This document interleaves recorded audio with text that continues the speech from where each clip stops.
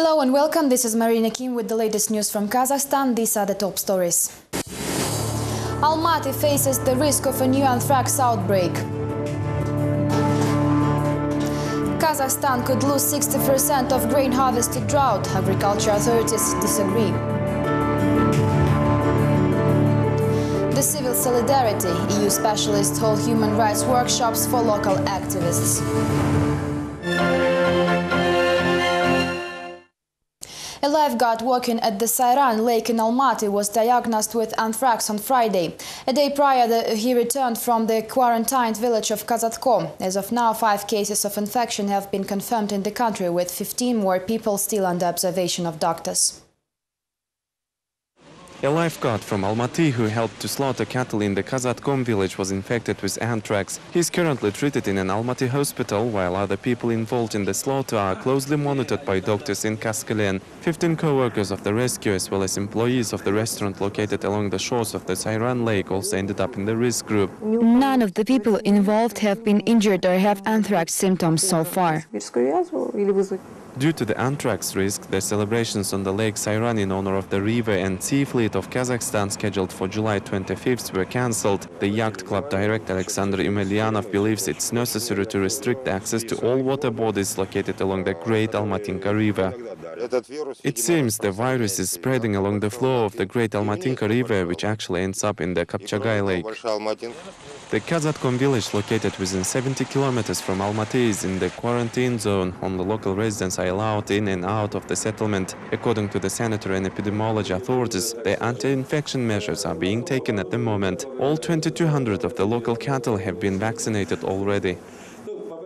As of today, no new infection cases are reported in the area. The whereabouts of the infected meat sold at the Kluchi and Turgen village markets is still unknown. The investigators of the Almaty Regional Internal Affairs Department could not trace the product. According to unofficial sources, the number of sold carcasses may reach 25. Perhaps this explains the intensified control of the sanitary authorities in the Almaty city bazaars. Aside the infectious diseases, this summer Kazakhstan is experiencing extreme drought, while the weather is affecting the global bread prices. According to the latest data, 1 ton of soft wheat costs $220 and flint wheat is priced at $230 at the world stock markets. The biggest shift was registered in Chicago, where the price of a ton of bread jumped by $6. Finance analysts say fluctuations like this are more common for oil prices. Meanwhile, experts forecast the loss of about 60% of all harvest in Kazakhstan, the country which is considered one of the world's top 10 wheat suppliers. The grain problem will be solved, while the real issue is the slaughtering of cattle. There is a lot of meat now, but eventually we'll have a deficit of it. The harvest of potato, onion and other vegetables is gone and we'll face another shortage by autumn.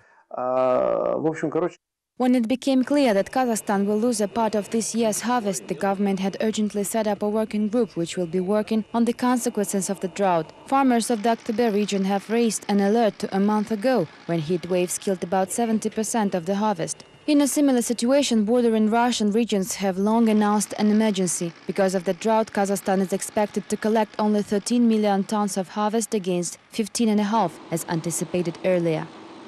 We gathered around 1 million tons of grain last year, whereas this year we expect a maximum of 350 tons.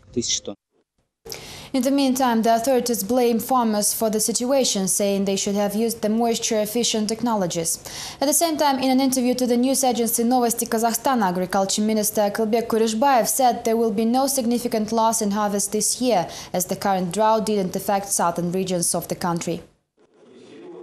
The agriculture minister said that the situation in Kazakhstan is better than in Russia, which forecast the loss of a quarter of its harvest due to the drought. According to the official, higher than usual harvest is expected in the southern region, while in eastern part of the country it will be good. Also, rainfalls are reported on the north, which should improve the situation. Moreover, the minister stated that the country has a 6 million tons reserve of grain left over from the last year's harvest. Thus, Kazakhstan will not only have enough grain for internal needs, but will also have a good export potential this year. The Akmala prosecutor's office officially acknowledged that tortures are regularly used in the correctional institutions of the region. 2 officials of the local penitentiary system have been already charged with prisoners' abuse. Also, the head of the institution where inmates recently conducted an act of self-mutilation was fired from his post. In the meantime, in Astana, the penitentiary system authorities are holding an exhibition of goods produced by inmates. Amongst others, the exhibit features wooden tables, metal doors and jewelry boxes. The next report has the details. The Akmala Regional Prosecution Office reports the convicts' treatment more resembled tortures. A number of criminal cases were instigated against the leadership of the Penitentiary System Department, which reacted to the tyranny claims only after 14 inmates in Jarkansk district colony inflicted multiple wounds to their stomachs and necks in protest. We cannot publicize the details as an investigation is still underway, but the criminal case was instigated on the abuse of power charge, although it must be verified thoroughly. No one is fired so far, but there will be dismissals definitely. The situation in penitentiary institutions of North Kazakhstan region still remains unstable. It was revealed on Thursday that 37 convicts cut their stomachs open, with 10 of them ending up in Petropavlovsk hospitals, including 2 in grave condition. Public activists are also observing the situation. Evgeny Kalendukhin believes convicts were forced to employ these extreme measures. This was like the only possible way to draw the attention to their problems. In the past, similar attempts were cut short and the information would have never reached the public. The leadership of the penitentiary system is trying to put some restraint and prevent any mass suicide attempts. A recent Almaty exhibition of goods produced by inmates is the evidence of these efforts, say penitentiary authorities, adding that the current situation in the system is not worth the attention it gets. The current situation is stable, and I wouldn't say it's a total disaster what happened there. This way inmates are expressing their discontent with the legally set regime for detention. Public activists disagree and say the country's prisons are overcrowded. Kazakhstan urgently needs to introduce reforms in its penitentiary system. At the moment, Kazakh prisons hold more than 60,000 inmates in total.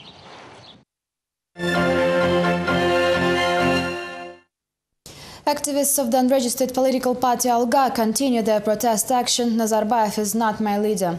The oppositionists filed lawsuits against the country's prime minister and both speakers of the parliament who signed the controversial law on the leader of the nation instead of the president. The appeal of the court decision on the silent protest action held on July 1st was turned down by Astana City Court on Friday. It upheld the previous decision and ordered the activists to pay $80 fines. It upheld the previous decision and ordered the activists to pay $80 fines for holding empty posters near government offices. The action held in 50 cities nationwide symbolized people's attitude to the ban on criticism of the leader of the nation. If they recognized us not guilty, then we would have filed a number of lawsuits against the police officers who detained us. Maybe this is a part of the reason why they make such decisions. Meanwhile, an Alga party member from Pavlodar, Perizat Kasimova, filed a lawsuit against 3 key politicians, the speakers of both chambers of the Kazakh parliament and prime minister. This is already the 3rd suit brought against them. The plaintiffs explain that the law on the leader of the nation violates the Kazakh constitution by granting president and his family unprecedented inviolability. This law implies that after his term is over, the president may not be held accountable for any violations he may have done during his rule. The Alga party members hope that the court will process Kasimov's lawsuit and continue their campaign. Nazarbayev is not my leader. As of now, around 150 lawsuits have been filed as part of the campaign, with 40 already rejected. The action will continue for another 5 days, and then political activists will decide on their next step. 20 residents of the Kokshetau launched a hunger strike on Friday, protesting against the decision of the city authorities to move the local market to the outskirts of the city, which will negatively affect the sales. One of the strikers was reached over the phone and had this to say about the matter. We started the hunger strike on Thursday in a rented apartment, but the police used force and threatened the landlord, so we had to move out and continue the strike in another flat. How can we live like this? We need to send kids to school. They are forcing us to take some extreme measures.